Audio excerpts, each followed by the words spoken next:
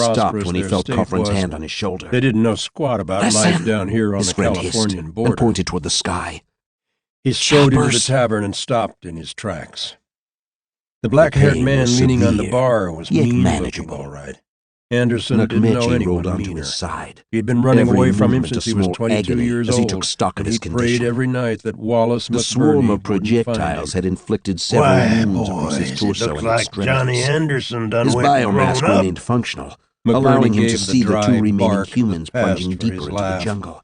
It usually meant he was Judging about to by their hit movements, somebody. they And were for the 10 discarding years stealth Anderson in had exchange lived for under speed while McBurney's seeking thumb, escape. Anderson had been the nearest distance, punching bag. Nukmechi heard the familiar sound of McBurney, human air vehicles, Anderson drawing looked around closer the room. with each passing moment. McBurney's men came out of the He corners, cursed his closing carelessness. around Anderson in an ugly Spotted by circle. one of the soldiers He lying in wait recognized to a few of ambush the their faces. adversaries, Ugly Jeans, he was left with Fat no choice but to Malone, neutralize the Bucket humans. Johnson.